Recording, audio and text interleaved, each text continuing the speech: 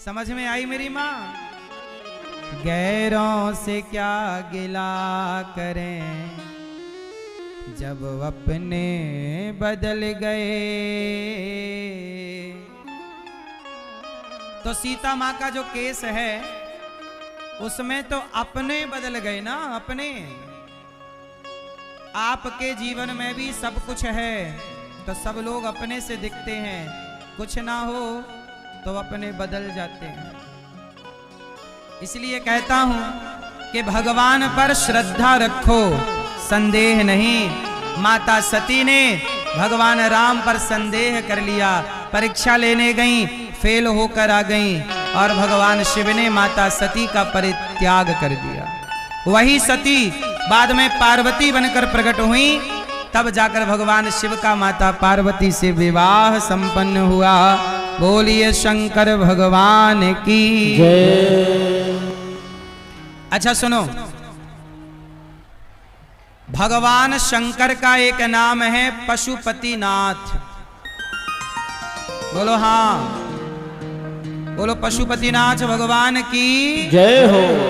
भगवान शिव का एक नाम क्या है? क्या मतलब हुआ पशुपतिनाथ जी का? जरा सुनिएगा। भगवान शंकर के घर में कितने पशु और कितने पक्षी हैं, जरा सुनिएगा। शंकर जी के घर में कितने पशु पक्षी हैं? सुनिए, शंकर जी के घर में नंदी है, गिनो, बोलो नंदी मैया। सुन लो मेरी प्यारी माँ, शंकर जी के घर में कौन कौन है? बोलो नंदी। शेर, बोलो शेर।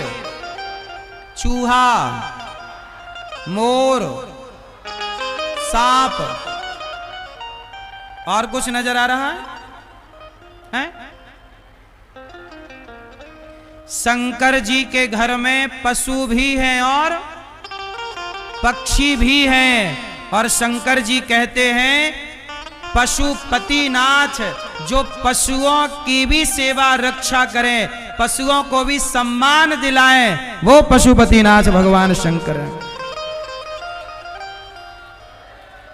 भगवान शंकर ऐसे हैं कि वो पशु पक्षियों का भी सम्मान करते हैं। देखो ना,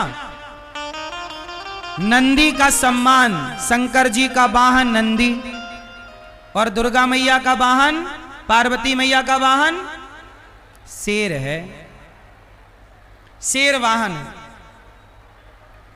अब शेर और नंदी, शेर मतलब ताकत, नंदी मतलब धर्म। भगवान शिव का जीवन धर्ममय है, और दुर्गा मैया किस पर सवार हैं? माता पार्वती किस पर सवार हैं? अच्छा आप लोग मुझे बताओ कि पार्वती मैया शेर की सवारी क्यों करती हैं?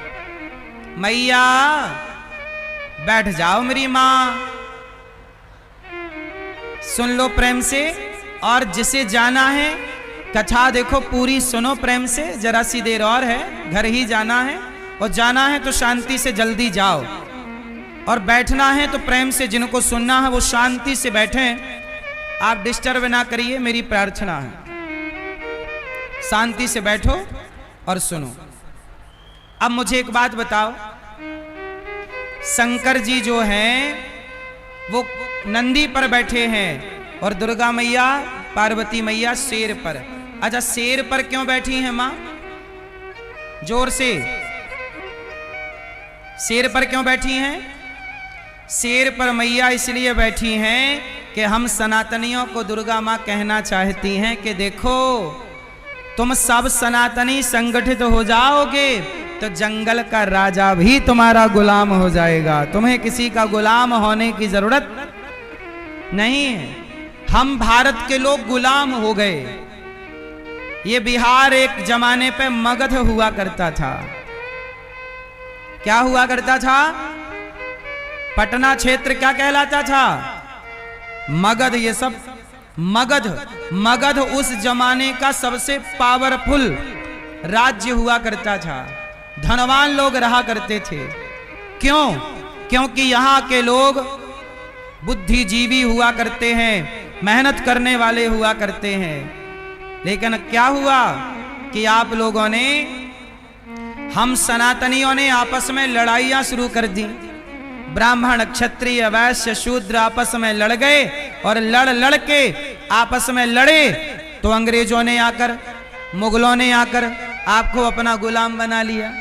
यदि आप आपस में ना लड़ते तो क्या भारत कभी गुलाम होता?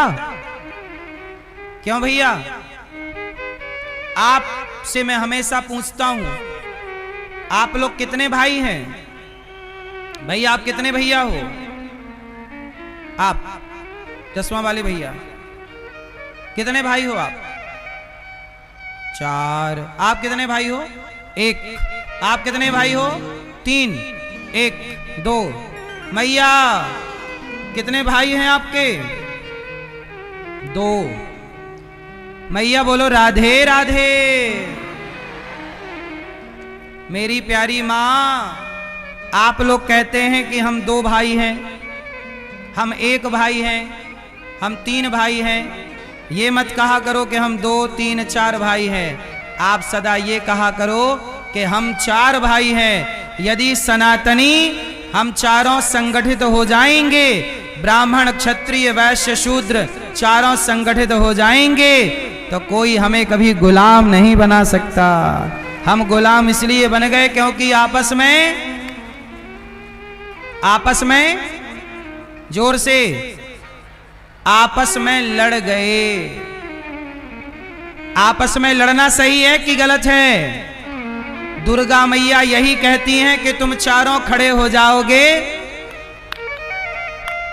तुम चारों खड़े हो जाओगे तो तुम्हारे हाथ 8 हो जाएंगे, और जब 8 हाथ हो जाएंगे तो तुम शेर को भी अपना गुलाम बना सकते हो, शेर की भी सवारी कर सकते हो, तुम्हें कोई गुलाम नहीं बना सकता। इसलिए 8 हाथ हैं, है ना? भगवान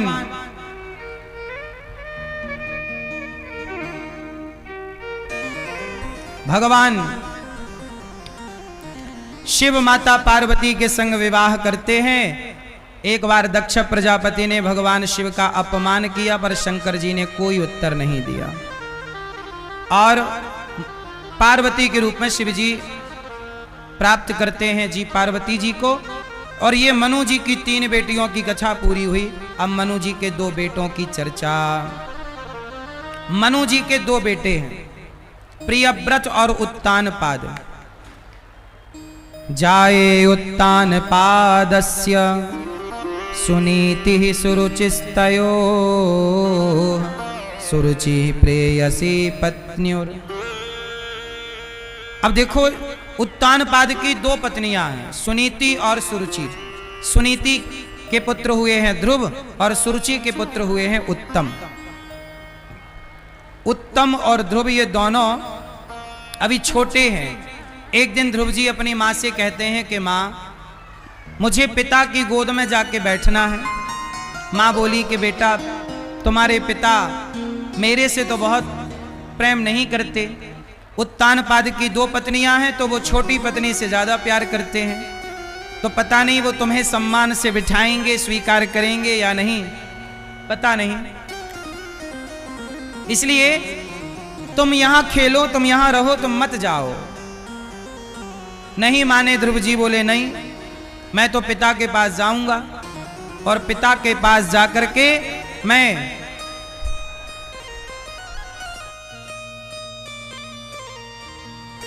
पिता के पास जाकर मैं पिता से बात करूंगा। अब ध्रुव जी अपने पिता की गोद में जाकर के राज सिंहासन पर बैठे थे।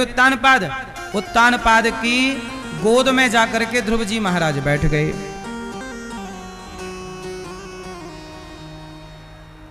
अब ध्रुव जी महाराज उत्तानपाद की गोद में जब जाकर के बैठे तो पास में खड़ी सुरुचि मां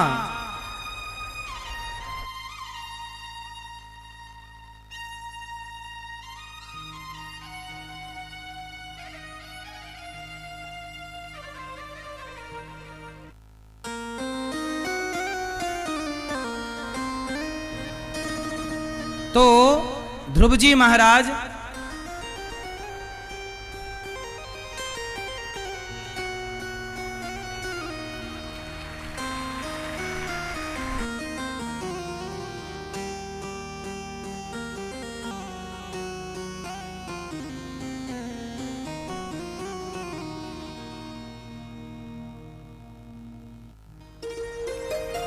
अब ध्रुव जी महाराज जैसे ही पिता की गोद में जाकर बैठे,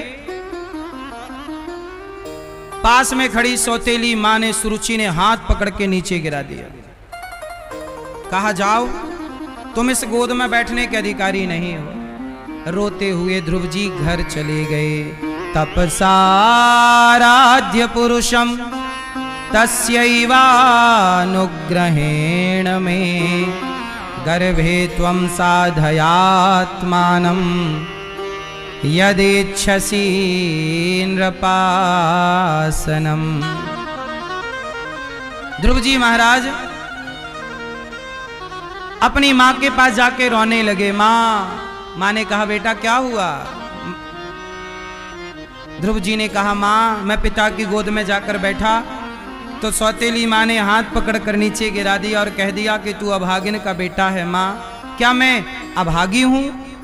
सुनीति ने समझाया कि बेटा तू मेरा बेटा है, मुझ अभागिन को देखना, तेरे पिता मेरी ओर देखते भी नहीं, इसलिए तू अभागिन का बेटा है, इसलिए शायद तेरे पिता ने तुझे अपनी गोद में जगह नहीं दी। पर मैं कहती हूं बेटा तू निराश ना हो, परेशान ना हो।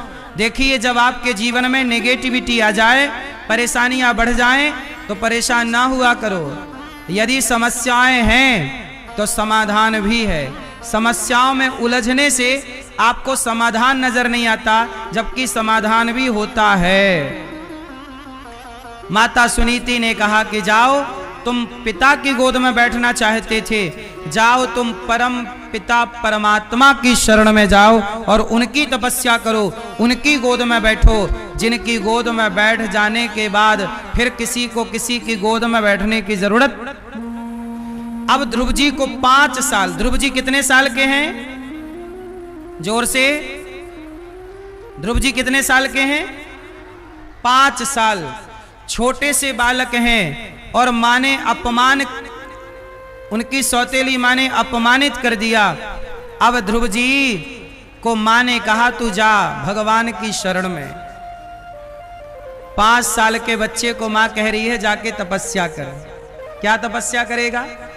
ध्रुव जी चले तपस्या करने। रास्ते में नारद जी मिल गए। अच्छा, तपस्या जब करने आप चलते हैं, जब आपका उद्देश्य लक्ष्य सही होता है तो रास्ते में कोई ना कोई गुरु मिलते जरूर हैं।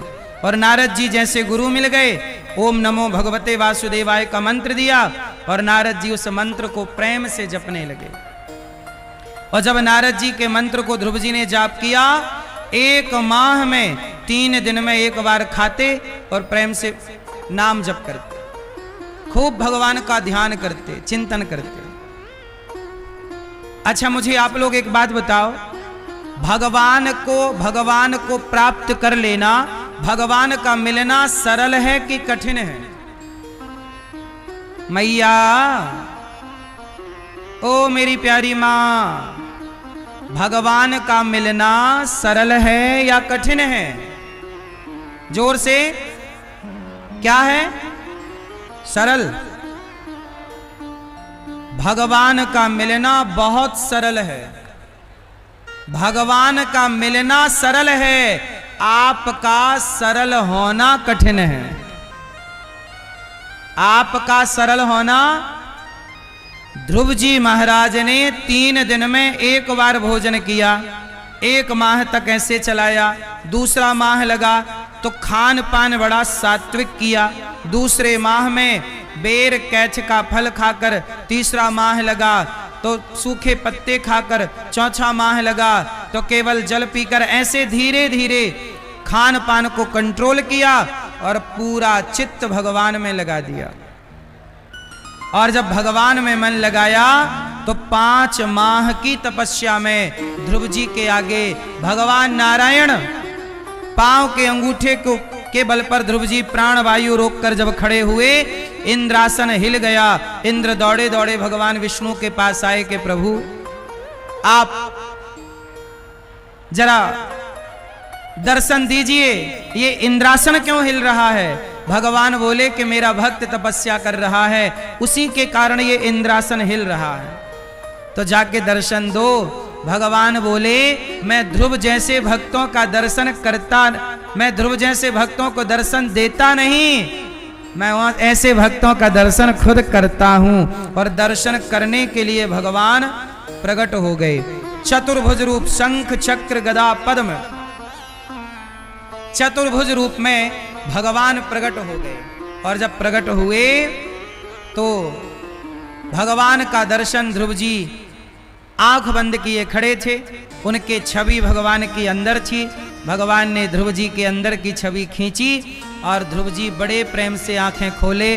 और जैसे ही आंखें खुली तो जो छवि हृदय में प्रकट थी वही सामने पाकर ध्रुव जी महाराज गदगद हो गए।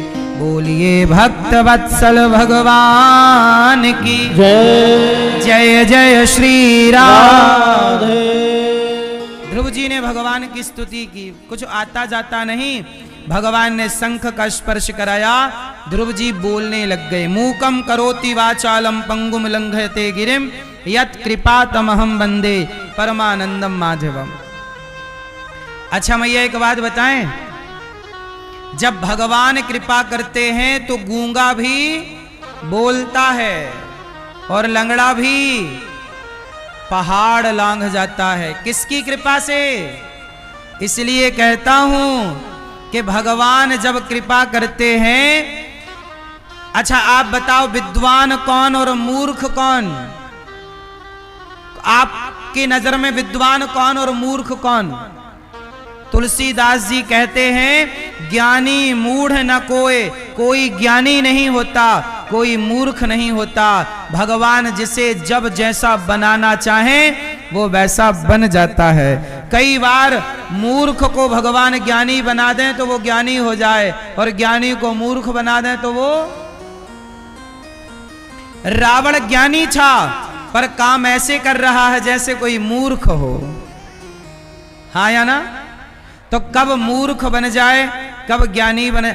आपके नजर में ज्ञानी समझदार कौन है?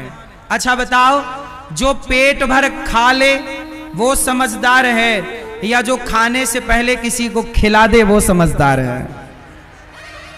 कौन? इसलिए कहता हूं पेट भर खाया करो, पर पेट भर खाने से पहले किसी को पेट भर खिलाया करो। सभी में बांट कर खाए उसे इंसान कहते हैं, पराया दर्द अपनाए उसे इंसान कहते हैं। कोशिश करिएगा कि किसी को खिलाकर खाओ। इसलिए गौरी गोपाल आश्रम में हजारों संत रोज आते हैं, उन संतों को आप भोजन करा सकते हैं कि आज संतों को भोजन हम कराएंगे, आज हम खिलाएंगे सबको। और वहां वृद्ध माएं रहती हैं गौरी गोपाल आश्रम में, आप वृद्ध माओं को भोजन करा सकते हैं कि रक्सौल वासी, नेपाल वासी सभी आप भक्तों की ओर से इन वृद्ध माओं को भोजन मिलेगा। आप अपनी ओर से माओं को भोजन करा सकते हैं। एक ब्राह्मण थे, बहुत ध्यान से सुनना। एक पंडित जी थे, वो पंडित जी बहुत गरीब थे, खाने को रोटी नहीं, पर बहुत तपस्वी थे।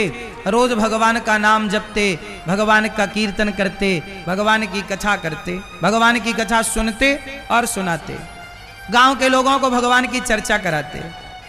एक दिन पंडितानी ने कहा पंडित जी की पत्नी ने कि जी सुनो, आप इतने बड़े पूजा करने वाले हो, इतने बड़े भक्त हो, परंतु अपने यहां तो पेट भर भोजन भी नहीं है, पेट भर भोजन ही नहीं है, खाने को रोटी नहीं है।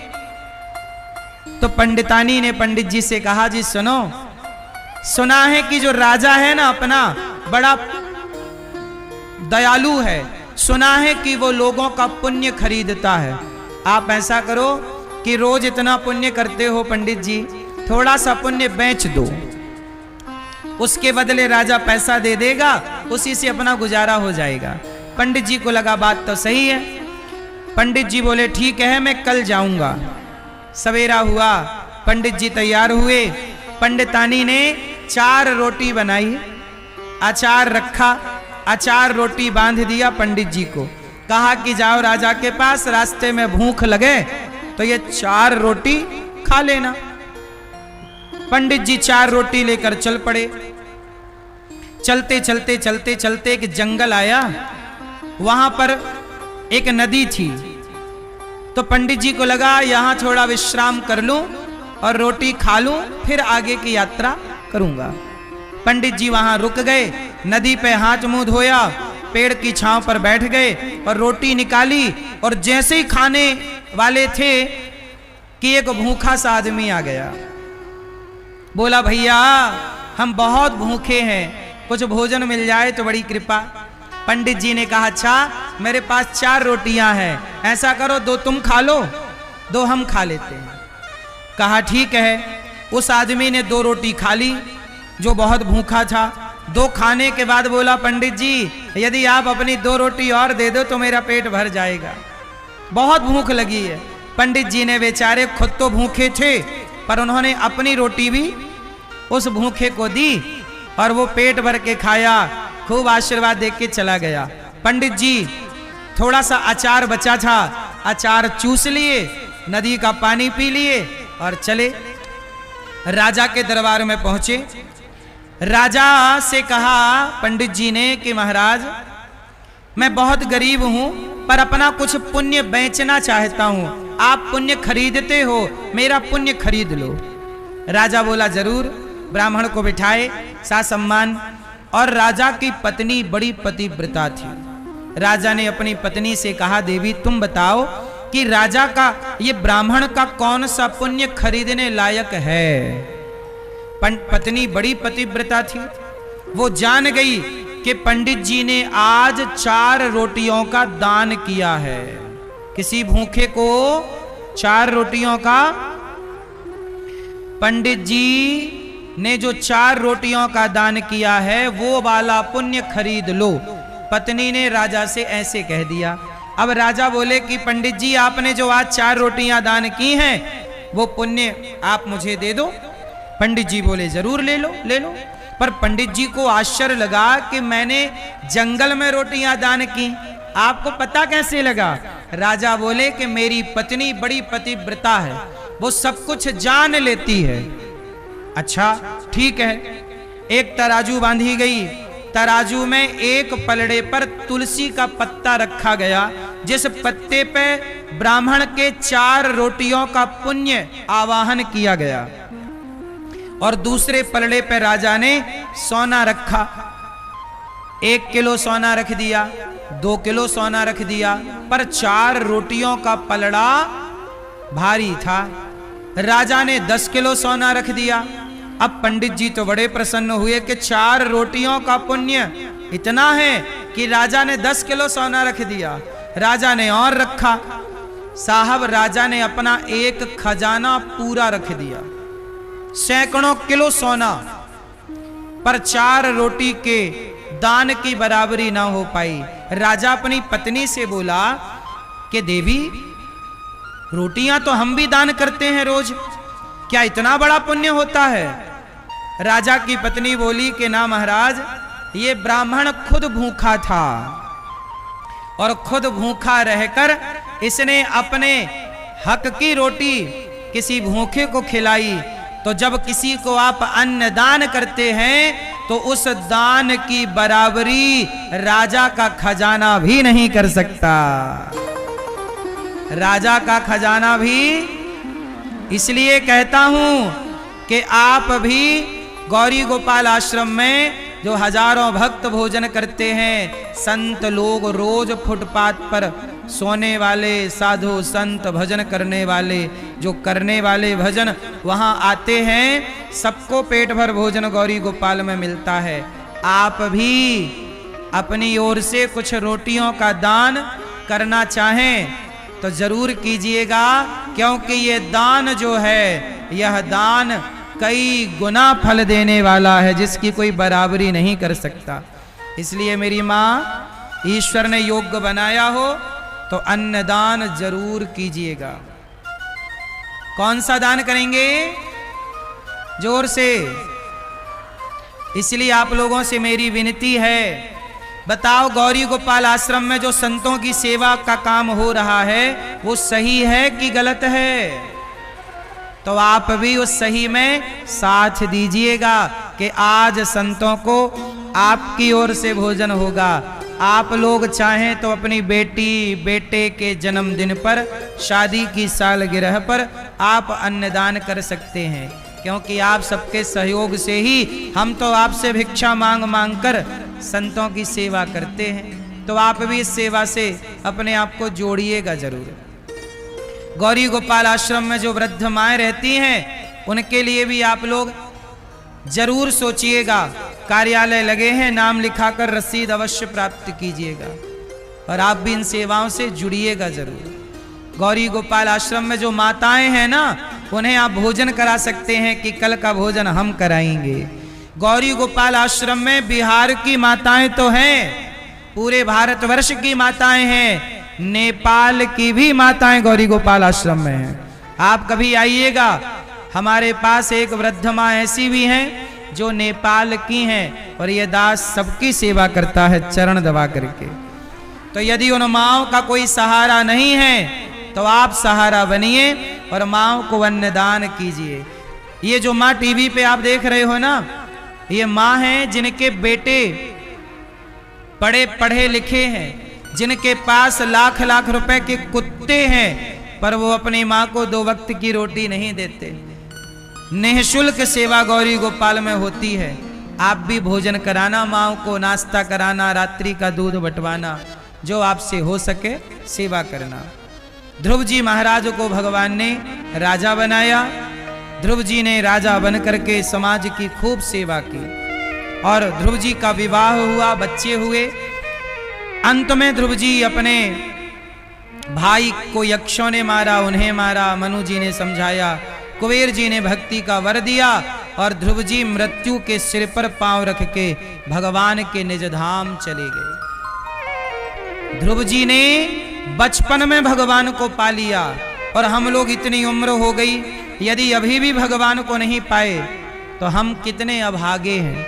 इसलिए कहता हूं बाकी काम तो हो जाएंगे, चित्त को भगवान में लगाने का काम पहले कर लीजिएगा, भगवान को प्राप्त करने का काम। अच्छा, भगवान को पा लेने का मतलब क्या है? भगवान को पा लेने का मतलब क्या है? भगवान से जुड़ जाना, यही प्राप्त करना।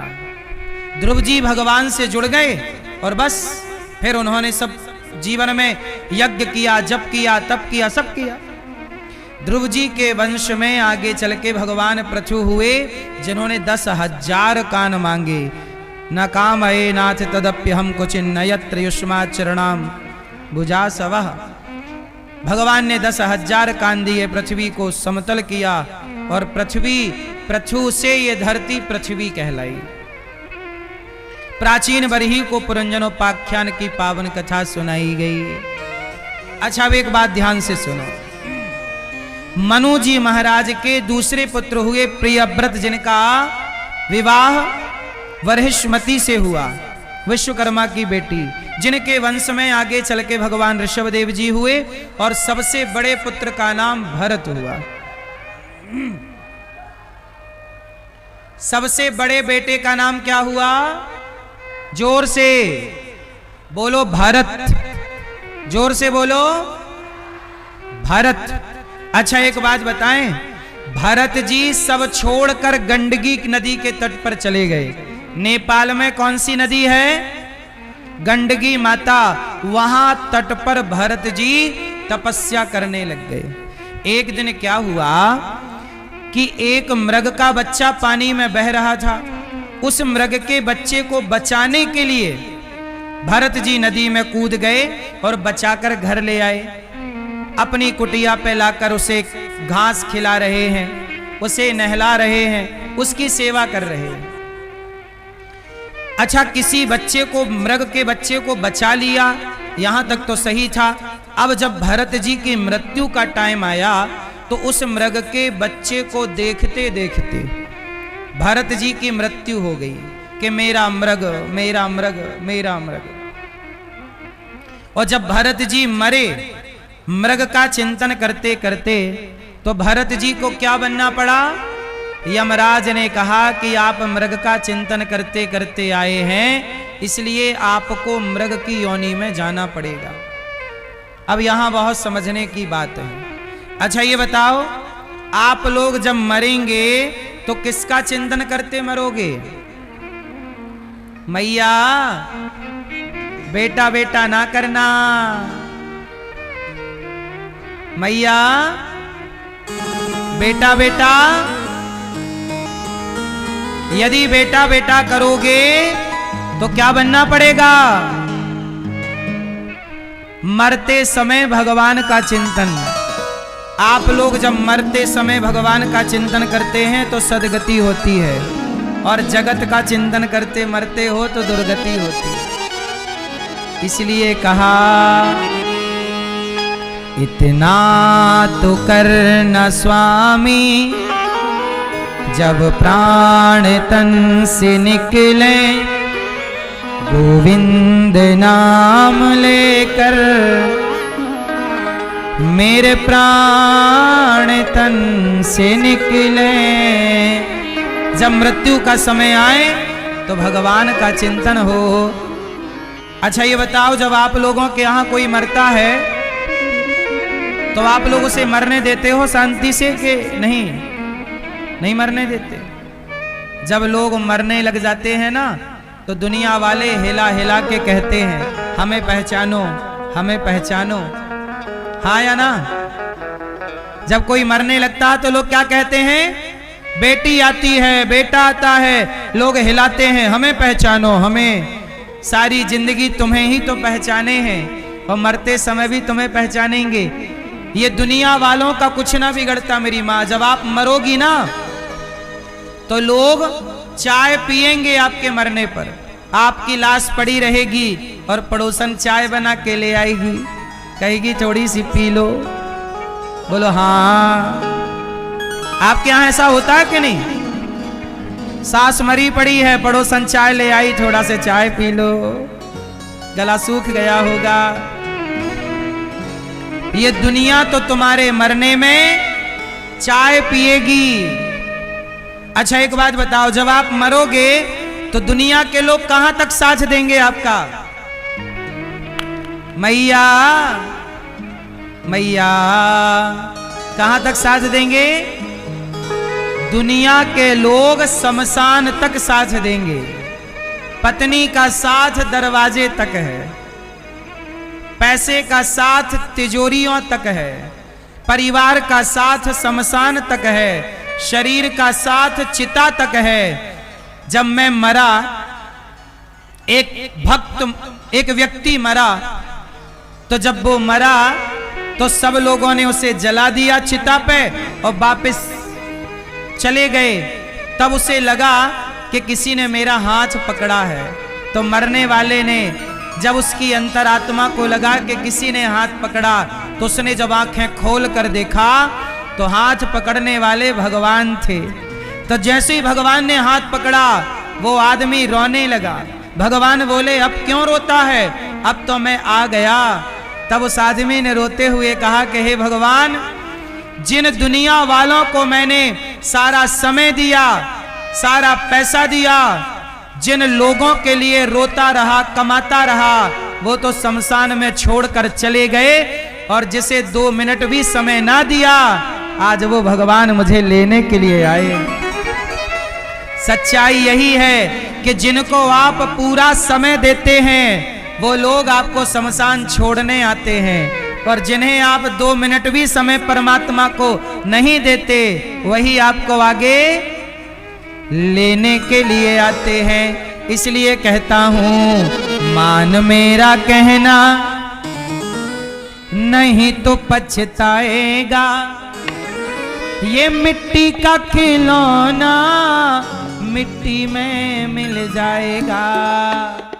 इसलिए कहता हूं थोड़ा भगवान का चिंतन किया करो, थोड़ा भले काम किया करो, क्योंकि मान मेरा कहना नहीं तो पछताएगा, मान मेरा कहना नहीं तो पछताएगा, मान मेरा कहना नहीं तो पछताएगा, मान मेरा कहना नहीं तो पछताएगा। मिट्टी का खिलौना मिट्टी में मिल जाएगा, मिट्टी का खिलौना मिट्टी में मिल जाएगा, मान मेरा कहना नहीं तो पछताएगा, मेरा कहना नहीं तो पछताएगा। मिट्टी का खिलौना मिट्टी में मिल जाएगा, मिट्टी का खिलौना मिट्टी में मिल जाएगा।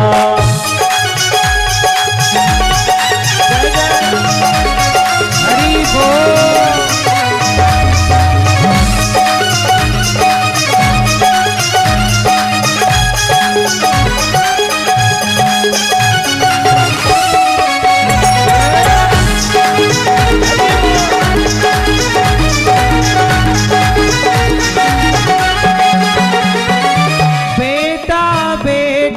क्या करता है बेटा बेटा क्या करता है, बेटा बेटा बेटा बेटा क्या करता है, बेटा बेटा बेटा बेटा क्या करता है।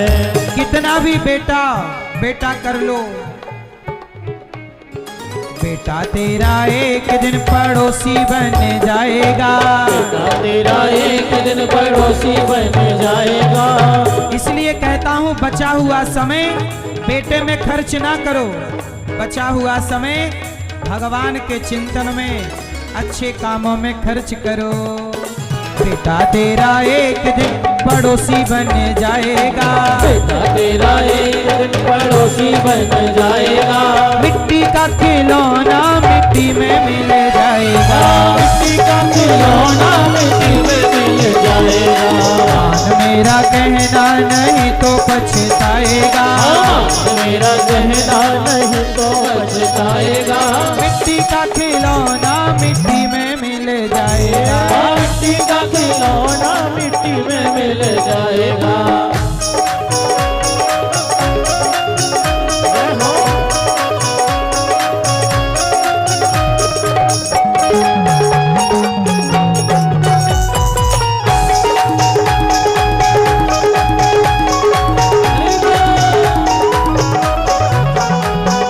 बेटी बेटी क्या करता है, क्या करता है, बेटी बेटी बेटी बेटी क्या करता है, बेटी बेटी बेटी बेटी क्या करता है। भगवान करें आपके बेटा बहुत अच्छा हो और बेटी भी बहुत अच्छी हो, लेकिन बेटा कितना भी अच्छा होगा उस अच्छे बेटे से कल्याण किसी का ना होगा। बोलो हाँ, बेटा अच्छा हो तो भी मन भगवान में लगाना, और बेटी अच्छी हो तो भी मन। और बच्चों को मैं कहूं, बेटा जितने नौजवान मेरे बहन भाई यहाँ आए हैं, आपसे मेरी प्रार्थना है, आप भी पढ़ाई करो, बिजनेस करो, व्यापार करो, नौकरी करो, सब कुछ करो, पर सब कुछ करते हुए ये याद रखना कि भगवान ही आपके हैं, भगवान के सिवा आपका कोई कितना भी कहे, कोई कितना भी कहे, कोई आपसे कहे आई लव यू, कोई आपसे कहे कि मैं प्यार करती हूं या करता हूं, तो मेरी एक बात हमेशा याद रखना कि कोई आपसे प्यार क्यों करेगा, कोई आपसे प्यार क्यों करेगा। एक बार बोलो, कोई आपसे प्यार, अरे कोई आपसे प्यार क्यों करेगा। आपके पास पैसा होगा, नेम फेम होगा तो आपसे लोग प्यार करेंगे, और नहीं होगा तो वो प्यार आपको नहीं था, आपके बैकग्राउंड को प्यार होता है, नेम फेम को प्यार होता है। इसलिए आपसे प्यार करने वाले भगवान हैं। बेटी बेटी क्या करता है, बेटी बेटी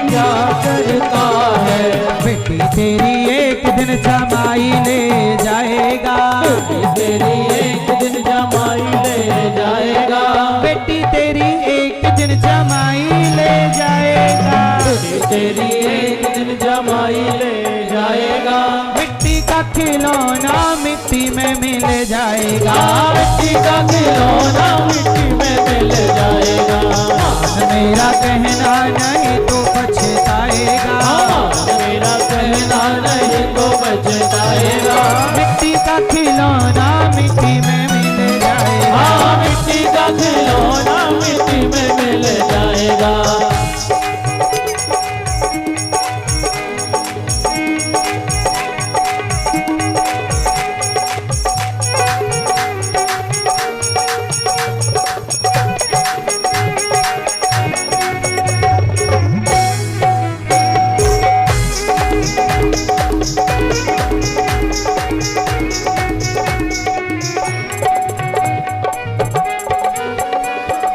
पड़ोसी पड़ोसी क्या करता है, पड़ोसी पड़ोसी क्या करता है, पड़ोसी पड़ोसी क्या करता है, पड़ोसी पड़ोसी क्या करता है, पड़ोसी तो एक दिन चला के चला आएगा, पड़ोसी तो एक दिन जला के चला आएगा, पड़ोसी तो एक दिन जला के चला आएगा, पड़ोसी तो एक दिन जला के चला आएगा, मिट्टी का खिलौना मिट्टी में मिल जाएगा, मिट्टी का खिलौना मिट्टी में मिल जाएगा, मान मेरा कहना नहीं तो पछताएगा, मेरा कहना नहीं तो पछताएगा, मिट्टी का खिलौना मिट्टी में मिल जाएगा, मिट्टी का खिलौना मिट्टी में मिल जाएगा, मिट्टी का खिलौना मिट्टी में मिल जाएगा, मिट्टी का खिलौना मिट्टी में मिल जाएगा, आज मेरा कहना नहीं तो पछताएगा, मेरा कहना नहीं तो पछताएगा, मिट्टी का खिलौना मिट्टी में मिल जाएगा, मिट्टी का खिलौना मिट्टी में मिल जाएगा, मिट्टी का खिलौना मिट्टी में मिल जाएगा, मिट्टी का खिलौना मिट्टी में मिल जाएगा, मिट्टी का खिलौना मिट्टी में मिल जाएगा, मिट्टी का खिलौना मिट्टी में मिल जाएगा।